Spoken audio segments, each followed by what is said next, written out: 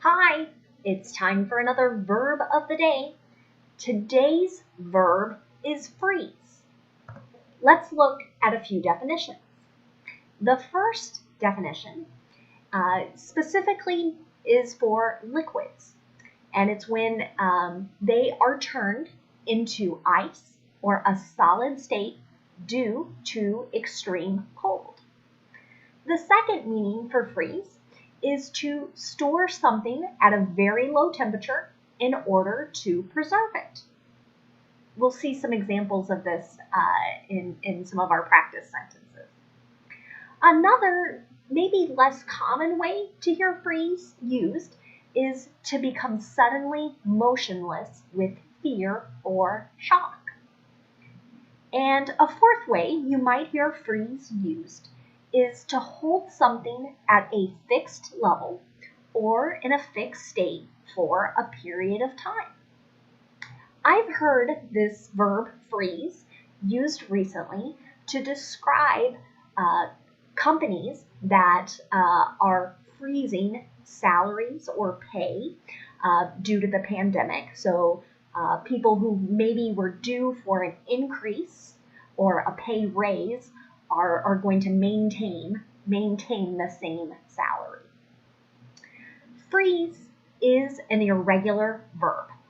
If we want to make the progressive form, we need to drop the E and then add an ing to make freezing. The past tense form of this verb has a completely different spelling. It's froze. And our participle form is frozen. Let's look at a few phrasal verbs next. The first phrasal verb we'll look at is freeze out. And it means to prevent someone or something from being included. Here it is in an example sentence. Salespeople were frozen out of discussions about store hours. So this sentence would mean this particular group of workers was not included in management's discussion about what store hours should be. Another phrasal verb you might hear is freeze over. And it means to become covered with ice. And generally, this phrasal verb is going to be used to talk about lakes, rivers, ponds, other bodies of water. Here it is in a sentence. We can go ice skating when the lake freezes over. Another phrasal verb you might hear is freeze up. There are three very distinct meanings or definitions, ways that freeze up will be used. So let's look at each one. The first is to become blocked with ice. So this is very close to the very first definition that we looked at earlier. Used in a sentence, the pipes could freeze up in January. So typically that is a very cold month, and that sentence is expressing the idea that the water in certain pipes could turn to ice. I will point out, you could just say the pipes could freeze in January. It would have about the same meaning, but I know I personally hear freeze up quite often, so I thought I'd point that out. Another meaning for freeze up is to stop working or functioning. This generally is referring to machines or technology, and that's my example sentence.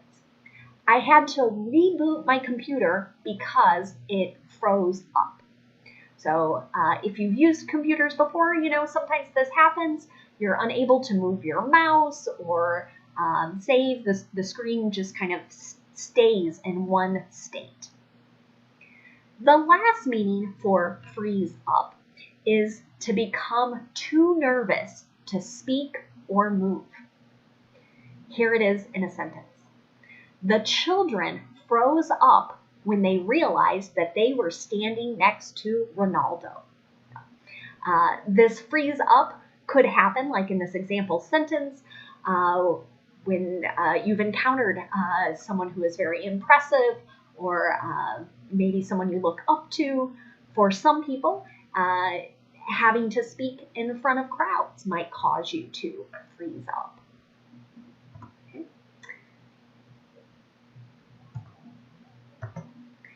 Next, we're going to talk about some sample sentences using freeze.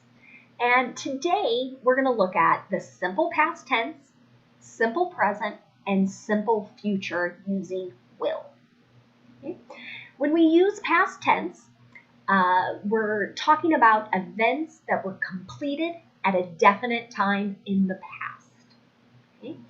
And remember, in the affirmative, we're going to use our irregular form, froze, and it doesn't matter what your subject is. In the affirmative, it's always froze. Okay. Here's the sentence. The pipes froze up when the temperature dropped to negative 20 degrees for several days. If we want to make a negative sentence in the simple past tense, we're going to use did not and our base verb. You can also always use the contraction didn't. It's very common to hear native speakers use that as they speak. The pond didn't freeze over in December. If we want to make a question in the simple past tense, we're going to start with did, then our subject, and then the base verb. Here's a question. Did you freeze the leftovers? So in that sentence, freeze is about storing food to be used at a later time. In the simple present, we're describing facts, habits, or routines. Okay? Let's look at an affirmative sentence. I freeze raspberries from my garden each summer. Okay? If my subject had been he, she, or it, then I would need to add an S to the verb. So he freezes raspberries, she freezes raspberries. Okay? If we want to make negative in simple present, depending on our subject, we will use do not in our base verb or does not in the base verb. Here is an example. She doesn't freeze up when speaking in front of a large crowd. If we want to make a question in the simple present, we will start with do or does, then our subject, and then the base verb. Here's an example. Does your computer freeze up often? Okay. For simple future, we can express this using will and a base verb, and that will and base verb stay the same no matter what the subject is. We use this a lot to talk about predictions, or sometimes a quick decision or offer or promise even. So let's look at an example. He will freeze his water bottle. Okay. That goes back to our very first definition we looked at today, turning a liquid into a solid. Okay. To make the negative, we're going to use will not and our base verb. And it's really common to hear the contraction won't. The bank won't freeze the account this week. So that goes back to the definition of staying constant, something staying fixed. Okay? And if we want to make a question, we're going to use will, the subject, and then the base verb. Will they freeze funding during the pandemic? Let's look at a few related words next. The first is a noun form of this exact same word. Same spelling, same pronunciation, freeze. And just like the verb, it can have a few different meanings. The first meaning could be a period of very cold weather. That's my first sentence here. The overnight freeze surprised the weather forecasters. Okay. Another meaning for the noun freeze is the act of holding in a fixed state. Here, that meaning is being used in the second sentence. Many companies have declared a hiring freeze during the pandemic. Another related word that you might hear is freezer. It's also a noun. It could be a compartment in a refrigerator or a separate storage compartment that is kept at or below 32 degrees Fahrenheit or 0 degrees Celsius. Here it is in a sentence. Please get the ice cream out of the freezer.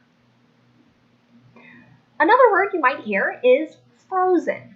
It's an adjective. Just like the noun and verb forms we've looked at, it can have a couple different meanings as well. So it could be very cold or covered with ice. Here's an example of that. I like to eat frozen berries in the summer. But it could also mean that you are unable to move. So, used in a sentence, he was frozen in fear. The last related word I'm going to introduce today is antifreeze. It's a liquid used in the radiator of car engines, and it has a couple different functions, but car engines really shouldn't get too hot or too cold, and this liquid helps with that. Keeping the engine at the right temperature so that your car can run. Here it is in a sentence. Antifreeze is important for automobiles, but it's dangerous for humans and animals. And I thought this could be a good reminder too. That's generally something you don't want to leave lying around in a garage or a basement, especially if you have pets or small children. Sometimes this liquid looks like juice or Gatorade, and the color might be kind of appealing, but it can be deadly if it is ingested. Okay. Thanks so much for watching today's video. I hope to see you later this week with another verb of the day.